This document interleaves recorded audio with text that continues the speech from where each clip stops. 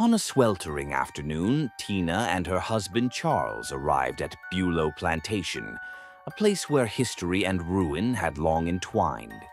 The air itself seemed to cling to them, hot and damp, thick with the hum of unseen life.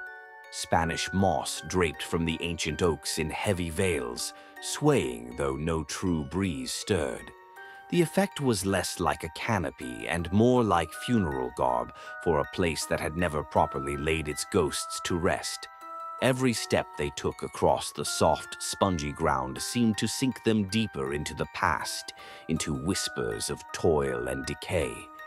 The path into the plantation carried them past broken brick walls, remnants of the old sugar mill. Vines clawed their way up through the stone, eager to claim what man had abandoned. The scent of earth and rot rose thick from the swamp nearby, and dragonflies flickered like living jewels across the stagnant water. The ruins were beautiful, yes, but in the way of a graveyard, a beauty stitched with sorrow. As Tina looked at the crumbling structures, she thought she saw motion in the shadows, but when she blinked, it was gone. Only the soft drone of cicadas filled the stillness, broken occasionally by the croak of a frog deep in the reeds. When they stepped into what remained of the main house, the caretaker greeted them warmly enough, but his gaze lingered too long when Charles gave his name. "Charles," the man repeated with a strange inflection, as though testing the sound of it against his own memory. Behind him, on a dim wall, hung a portrait of a woman whose dark eyes seemed almost alive. Her name, the caretaker explained, was Adelaide, and in that moment, Tina felt a chill that had nothing to do with the weather. The eyes in the painting followed her, narrowing whenever she glanced at her wedding band. Tina knew, deep in some instinct she could not reason away, that Adelaide did not approve. They toured the grounds under the relentless sun, mosquitoes attacking in swarms so thick they were impossible to ignore. The buzzing was constant, an agitation that settled into the nerves like a fever. Each time Tina swatted them away, the Spanish moss brushed her cheek, soft but insistent, like fingers trailing across her skin. She could not shake the sense that it was not the moss at all, but the touch of something unseen, something jealous, something that remembered Charles's name too well. Other visitors walked the trails, but Tina heard none of their laughter.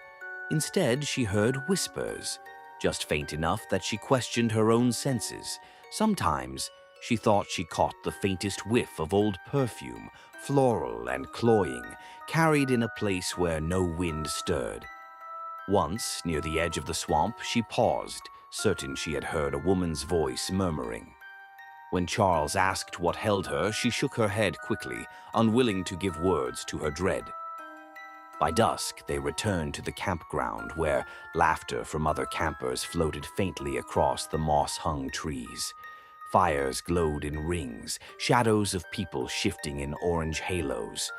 Tina and Charles settled into their camper, its metal shell already feeling like both sanctuary and trap. Through the thin walls, she heard children giggle, the faint strum of a guitar, and then something else. A single dragging footstep in the dirt outside.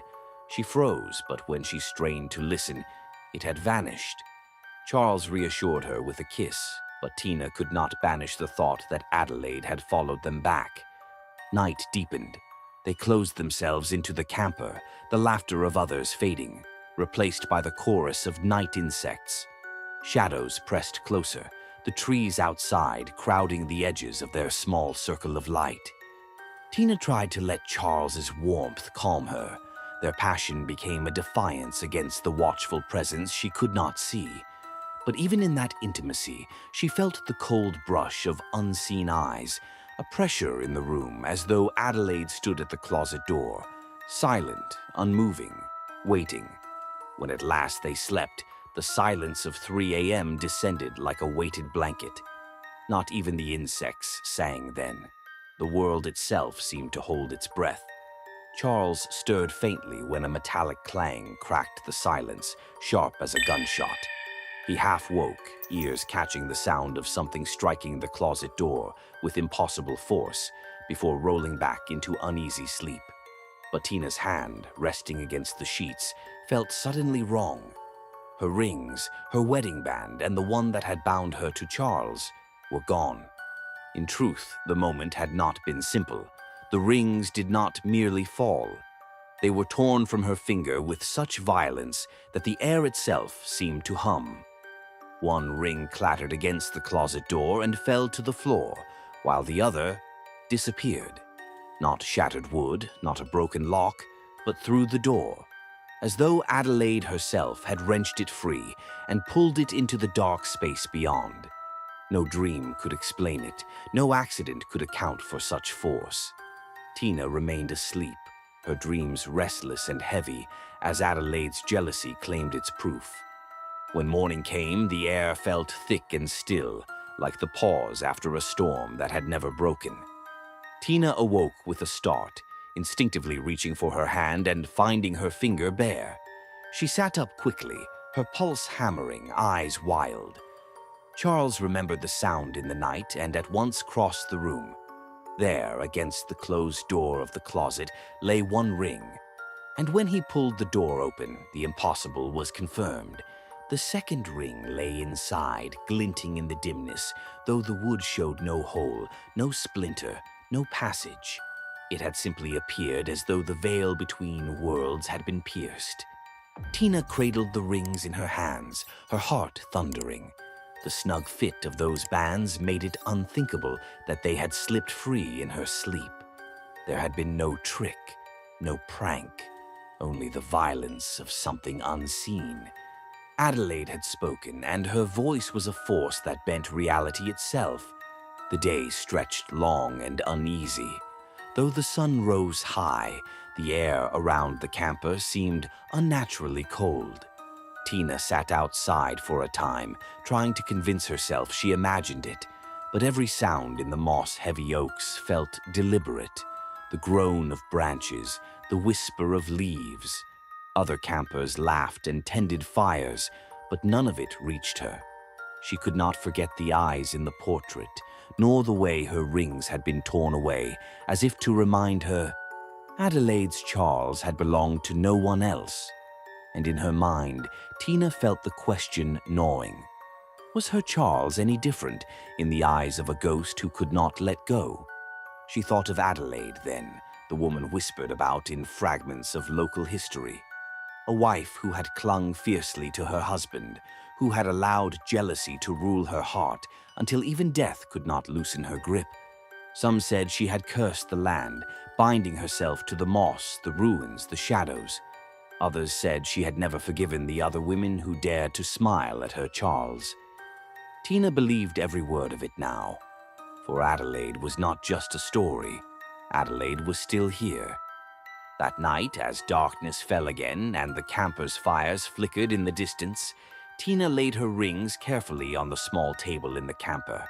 She did not want to feel the cold weight of them against her hand as she tried to sleep.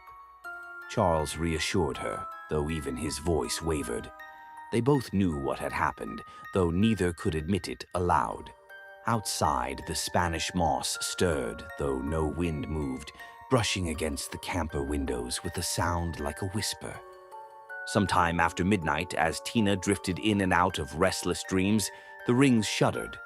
One rolled across the table, paused at the edge, and trembled there as though held by an invisible hand. The closet door groaned faintly, wood flexing against a force they could not see. Neither Tina nor Charles stirred, trapped in uneasy sleep, while Adelaide's presence lingered, watching, waiting. And in the silence of the swamp beneath the weeping moss, the plantation seemed to sigh. For the story was not finished. Adelaide still kept her Charles, and she would not suffer to share him. And so the tale of Bulow Plantation lingers, carried in whispers under the Spanish moss, retold by firesides and in campers where travelers sleep uneasy. Some things do not die, they say. Some loves are too jealous to let go. And when the night is quietest, when the moss stirs though no wind blows, you may yet hear Adelaide claim what she believes is hers.